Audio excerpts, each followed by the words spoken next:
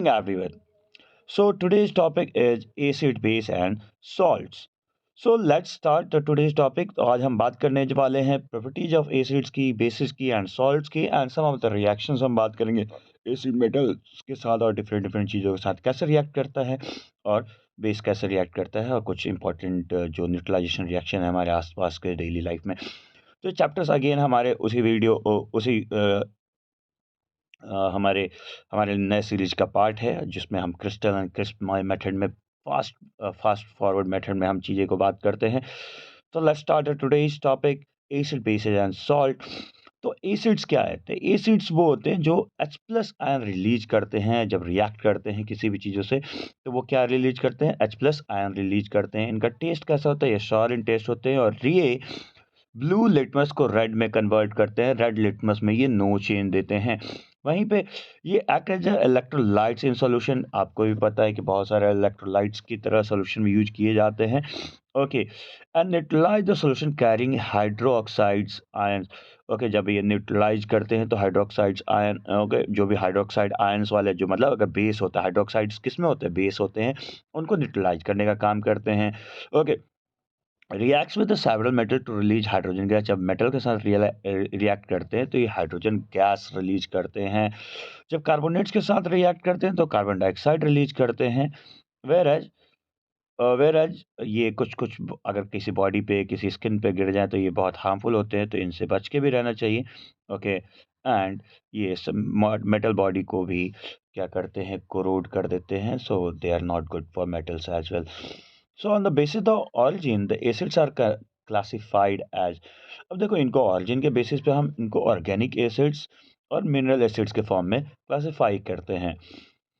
तो ये हमको जब इनको किसी प्लांट या एनिमल से निकाला जाता है तो उससे वैसे केस में ऐसे एसिड्स को हम क्या बोलते हैं? ऑर्गेनिक एसिड्स बोलते हैं। जैसे कि आपका सिट्रिक एसिड जो नींबू या सिट्रिक फ्रूट्स में पाया जाता है, acetic acid present in vinegar, oxalic acid present in tomato, citric acid present in turmeric, lactic acid present in our milk or curd, whatever you want to call it.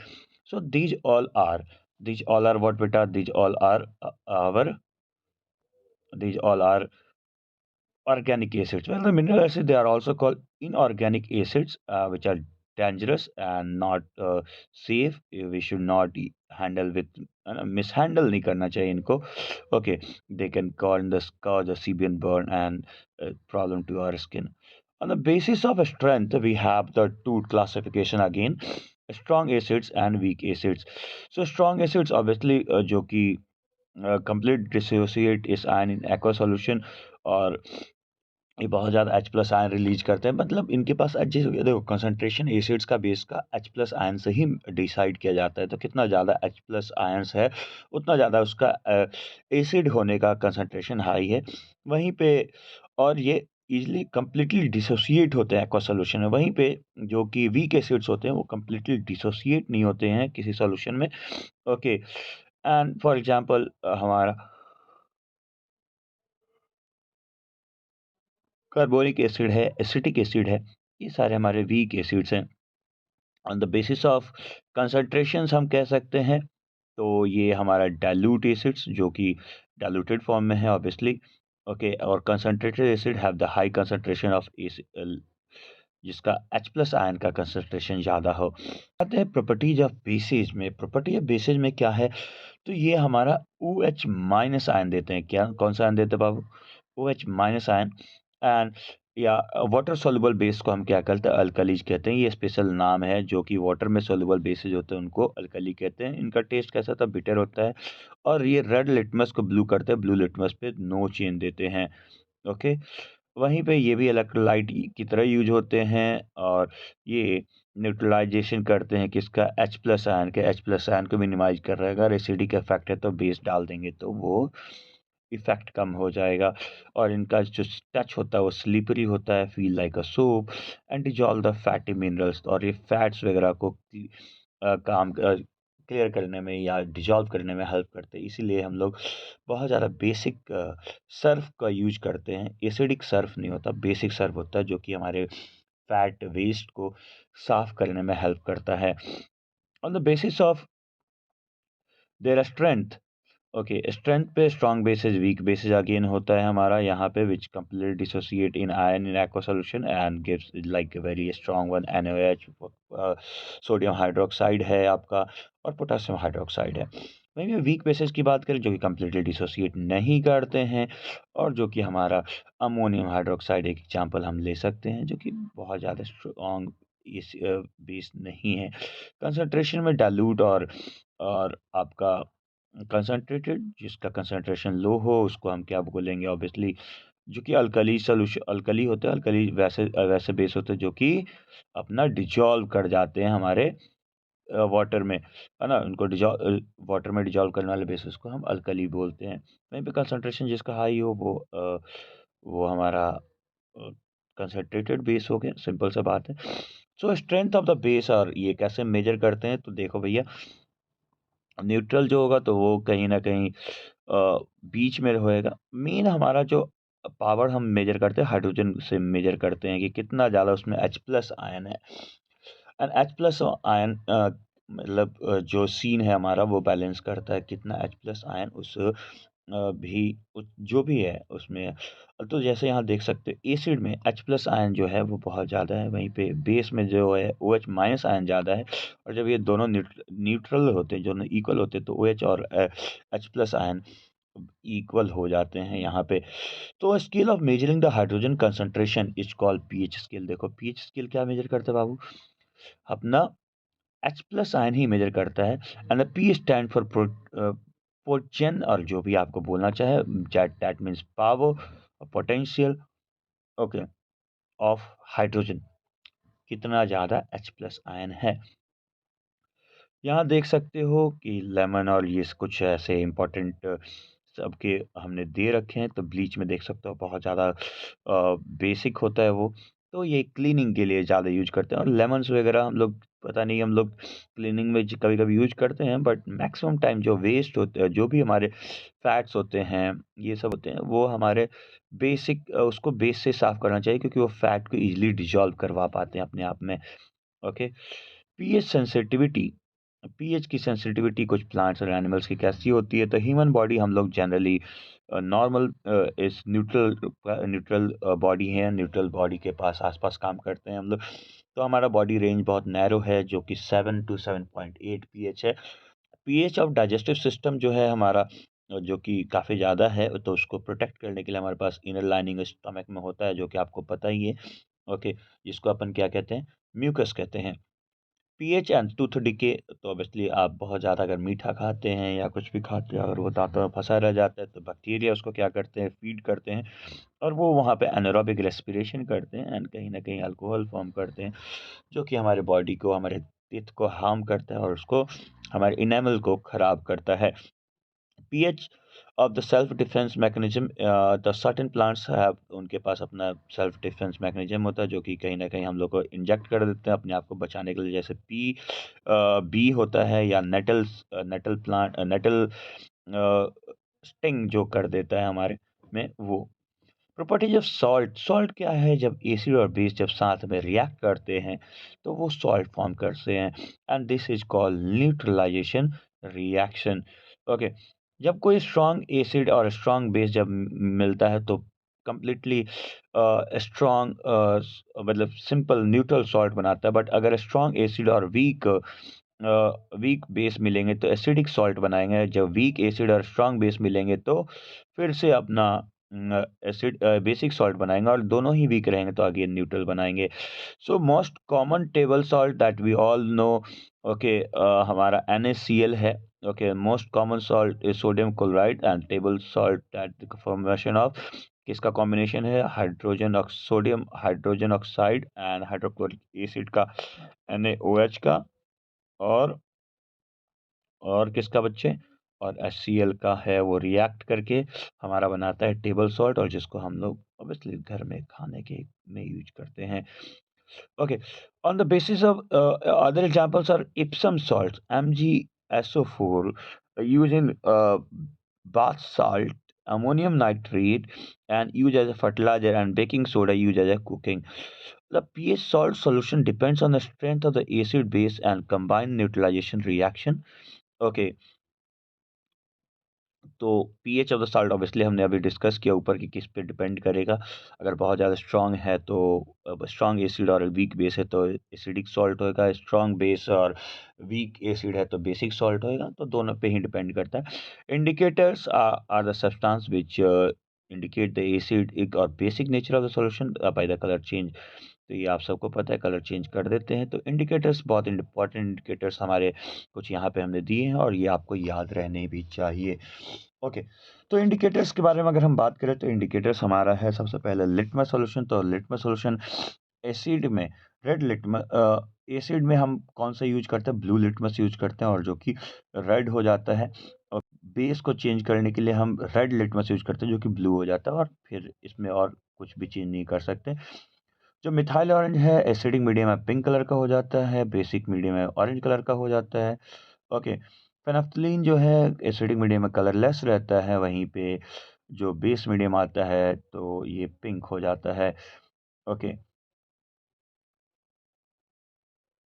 और methyl red जो है वो yellow हो जाता है, और colourless और colour basic medium में ये रेड हो जाता है, और येलो रहता है आपका एसिडिक मीडियम में। अब हम कुछ केमिकल प्रॉपर्टीज पढ़ेंगे जो हमारे स्पेशल एसिड्स हैं वो कैसे रिएक्ट करते हैं मेटल के साथ।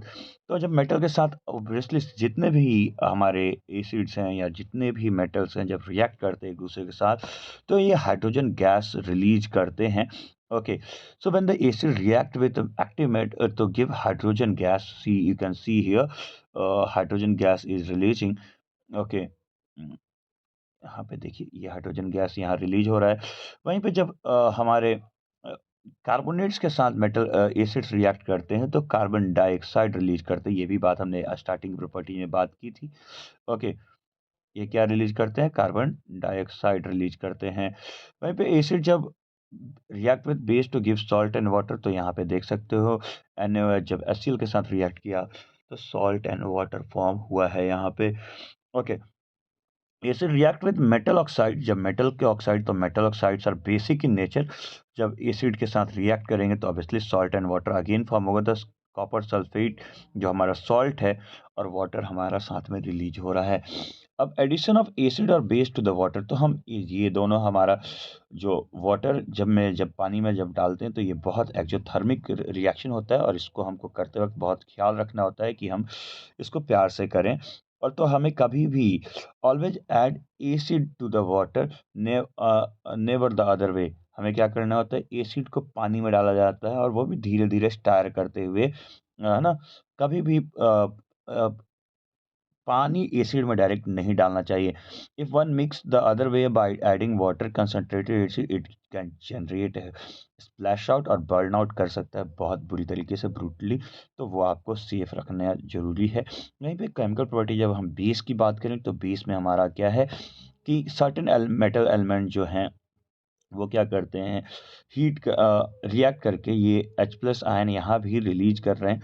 ओके, क्या रिलीज करते हैं, H प्लस आयन रिलीज करते हैं। वहीं पे जब एसिड के साथ ये रिएक्ट करते हैं ये, ओके, तो obviously salt and water form करेंगे। यहाँ पे देख सकते हैं पोटाशियम हाइड्रोक्साइड जब हाइड्रोक्लोरिक एसिड के साथ रिएक्ट करता है तो पोटाशियम क्लोराइड बनाता है जो कि एक सॉल्ट है, और हाइड्रोजन डाइऑक्साइड जो कि हमारा वाटर फॉर्म करता है। Reaction with non metallic oxides, तो नॉन मेटालिक ऑक्साइड के साथ जब रिएक्ट करते हैं तो नॉन मेटल्स के साथ भी रिएक्ट करके ये उसके जैसे यहाँ पे देख सकते हो सिर्फ वाटर रिलीज किया है।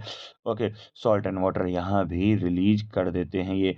ओके, जब नॉन मेटल ऑक्साइड, जैसे नॉन मेटल ऑक्साइड यहाँ पे क्या है, कार्बन डाइऑक्साइड है, जब रिएक्ट किया है तो सोडियम कार्बोनेट फॉर्म हुआ है, और यहाँ पे हमारा hydrogen hydrogen dioxide means water form हुआ है। Okay, some important chemical compound जो कि ऑब्वियसली बहुत इनका केमिकली और फैक्ट्री में काफ़ी ज़्यादा फेमस हैं ये, और डेली लाइफ में काफ़ी ज़्यादा यूज होते हैं। कि सबसे पहले हमारा अपना देश का नमक जो टाटा सॉल्ट है हमारा। ओके, तो sodium chloride well known as a common salt and the main source of the sea water and also exists in the form of rock salt as well.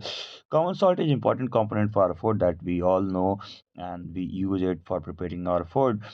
Okay, it is also used for the preparation of the sodium hydroxide, baking soda and washing soda. तो ये कुछ कुछ important चीज़ों को form करने में भी help करते हैं। तो उनका देखिए सोडियम हाइड्रोक्साइड कैसे फॉर्म होता है।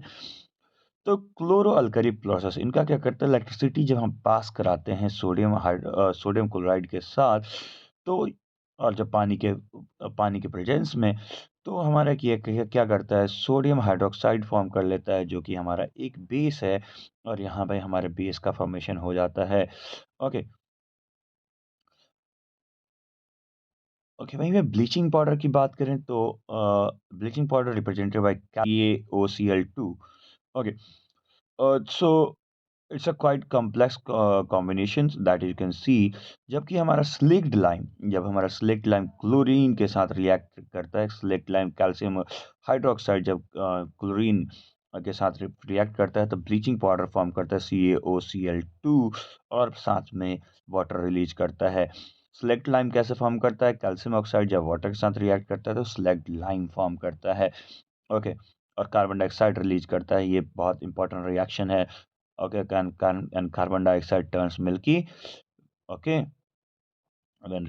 okay. So lime water turns milky when it react with the carbon dioxide. हाँ, ठीक। तो बेकिंग सोडा का कैसे फॉर्म होता है, NaCO3। ओके, NaCO3 बोलते हैं इसको। तो जब अपना नमक हाइड वाटर के साथ और NH3 अमोनिया के साथ जब रिएक्ट करता है, NH4Cl2 और NH4Cl, और साथ में हमारा बेकिंग सोडा रिलीज कर देता है NaCO3 सोडियम बाइकार्बोनेट। वहीं पे वॉशिंग सोडा की बात करें, वॉशिंग सोडा हमारा sodium carbonate dot 10H2O। Okay, sorry, nitrogen नहीं, सोडियम, वही तो यहाँ पे देख लीजिएगा, मिस्टेक है ना। तो सोडियम कार्बोनेट जब रिएक्ट करता है, तो सोडियम कार्बोनेट डॉट 10H2 ये हमारा रिएक्शन फॉर्म करता है, एंड ऑब्वियसली ये क्रिस्टल के फॉर्म में होता है, एक्चुअली हाइड्रेटेड रहते हैं, तो इसीलिए 10H2 आपको देखने को मिलता है यहाँ पे। ओके, तो सोडियम कार्बोनेट जब वाटर के साथ और कार्बन डाइऑक्साइड के प्रेजेंस में रिएक्ट करते हैं, तो ये हमारा Na2CO3 sodium carbonate dot 10H2O form करता है। और प्लास्टर ऑफ पेरिस जो है हमारा बहुत इम्पोर्टेंट है अगेन, जो कि बहुत ज़्यादा प्लास्टर्स वगैरह में यूज हम करते ही रहते हैं। ओके, तो प्लास्टर ऑफ पेरिस का फॉर्मूला जो है कैल्शियम सल्फेट हेमीहाइड्रेट, मतलब इसमें आधा कॉम्पोजिशन रहता है, and when we heat it it form the gypsum. Okay, CaSO4 dot 2H2O release gypsum. जब हम जिप्सम को हीट करते हैं तो इतने 373 केल्विन पे, तो ये calcium sulphate dot half H2O और प्लस 3.5H2O इन्होंने रिलीज कर देना है। तो हमने ये की पॉइंट्स हमने सारा कुछ बात किया था, बट थोड़े से और की पॉइंट्स को हम आगे लेके चलते हैं। फिर कुछ और इंडिकेटर्स के बारे में ज़रूर बात कर लेते हैं, जो कि ऑल्फैक्टरी इंडिकेटर्स होते हैं। ऑल्फैक्टरी इंडिकेटर्स वैसे इंडिकेटर्स होते हैं जो इसका स्मेल चेंज हो जाता है when they react with some substance like onion. Smell of the onion diminishes on the basis in a base and remain as it is in an acid. Okay, base से जब react करता है तो इसका smell change हो जाता है, smell खत्म हो जाता है। बेसिकली वनीला, वनीला का भी क्या हो जाता है, when added to the base the odour of the vanilla and essence okay disappear where are the acid remain as it is. Turmeric जो कि येलो हो जाता है एसिड में as it is, but base में ये रेड हो जाता है। लिटमस पे हमने बात कर लिया है।